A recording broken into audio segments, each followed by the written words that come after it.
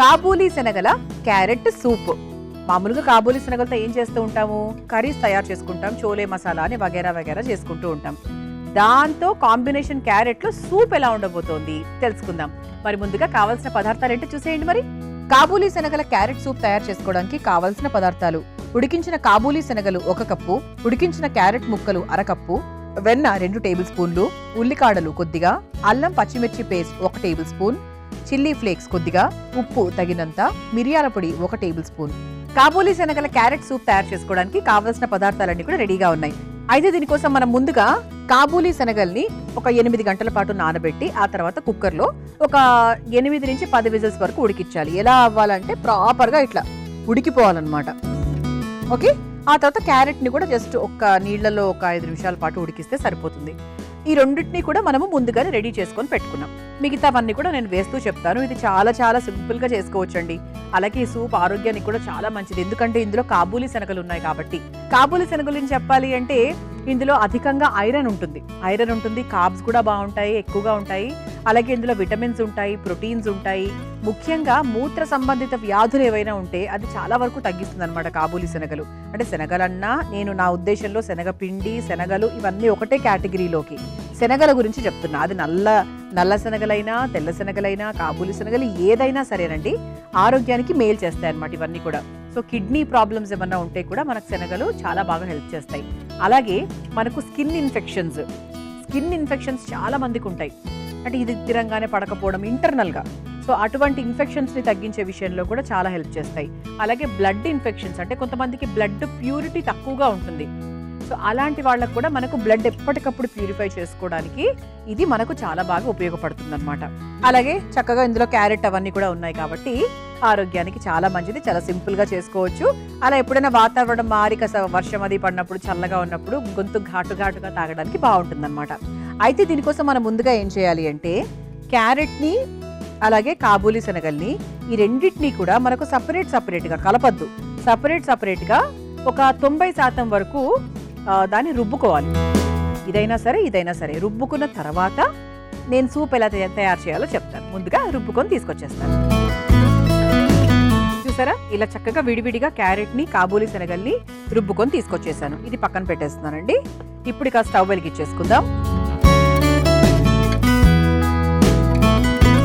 ముందుగా చేయాల్సిన ప్రాసెస్ అంటే ఇదే చేస్తున్నాం అనమాట మనము. అయితే సూప్స్ కాబట్టి ఖచ్చితంగా వెన్నతో స్టార్ట్ చేసుకుంటేనే బాగుంటుంది. వాటికి అసలైన రుచి అవే కదా, అంటే నూనె కన్నా కూడా వెన్నతో బాగుంటుంది.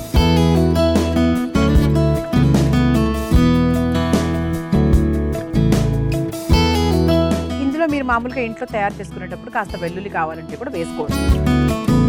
వెల్లుల్లి చిన్న ముక్కలుగా కట్ చేసుకొని చక్కగా ఇందులో వెన్నలో వేసి వేయించేసుకోవచ్చు.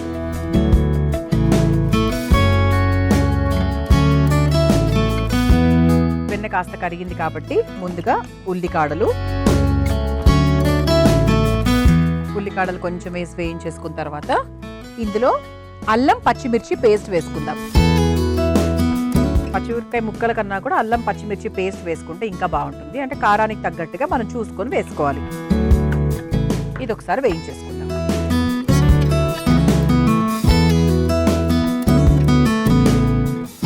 ఆ తర్వాత మనము ముందుగా రుబ్బుకొని పెట్టుకున్నటువంటి క్యారెట్ పేస్ట్, అలాగే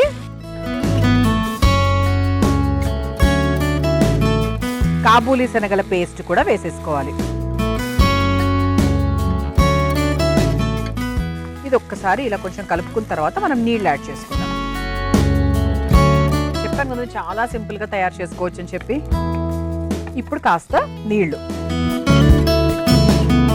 ఇందులో మనం వేరే పిండ్లు, అంటే సూప్ గట్టిపడడానికి మనం వేరే పిండ్లు ఏమీ కూడా వాడట్లేదు. ఎందుకంటే ఇది కాబూలీ శనగలే కాబట్టి దాని కన్సిస్టెన్సీ మనకు వచ్చేస్తుంది అనమాట. వాటర్ పోసేసుకున్నాం కదా, ఇది ఒక్కసారి మనకు మీడియం ఫ్లేమ్లో పెట్టుకొని మరిగించుకోవాలి. ఇప్పుడు ఇందులో మనం ఇంతవరకు కారము అంటే అల్లం పచ్చిమిర్చి పేస్ట్ మాత్రమే వేసాము. కానీ సూప్ అనగానే కాస్త చిల్లీ ఫ్లేక్స్ అవి వేసుకుంటే కూడా బాగుంటుంది కాబట్టి ఇలా చక్కగా చిల్లీ ఫ్లేక్స్ కూడా పైన నుంచి వేసేసుకుందాం. ఆ తర్వాత దానికి సరిపడా ఉప్పు, మనము కాబూలి శనగలు క్యారెట్ ఉడికించుకునేటప్పుడు ఏం ఉప్పు వేసుకోలేదు, అందుకు మొత్తం ఉప్పు అంతా కూడా ఇప్పుడే వేస్తున్నాం. ఆ తర్వాత కాస్త మిరియాల పొడి, ఇక కారానికి తగ్గట్టుగా చిల్లీ ఫ్లేక్స్ కూడా వేసుకున్నాం కాబట్టి కొంచెం చూసుకొని మిరియాల పొడి వేసుకోవాలి. కొంచెం కొంతమందికి ఏంటంటే ఘాటు బాగా ఉండాలి, ఎక్కువగా వేసుకుంటారు, అలాంటప్పుడు వేసుకోవచ్చు, ఇబ్బంది ఏం లేదు, చాలా మంచిది. ఉడికింది కూడా, ఇక అయిపోయిందండి, స్టవ్ ఆఫ్ చేసేసుకోవచ్చు. ఆహా, స్మెల్ అయితే బ్రహ్మాండంగా వస్తుంది, చాలా బాగా వస్తుంది. అయితే ఇప్పుడు ఇలా ఒక చక్కగా ఒక సూప్ బౌల్ లాగా తీసుకొని సర్వ్ చేసేసుకుందాం. ఎంత హెల్దీ అండి, అసలు కాబూలి శనగలతో వచ్చే ప్రోటీన్ అంతా ఇంత కాదు. మరి ఇలా చక్కగా కమ్మ కమ్మగా, ఈసారి ఎప్పుడైనా మీరు చోలే తయారు చేసుకునేటప్పుడు కాస్త కాబూలి శనగలు మిగిలిపోయాయి అనుకోండి, ఈ విధంగా సూప్ తయారు చేసుకోండి.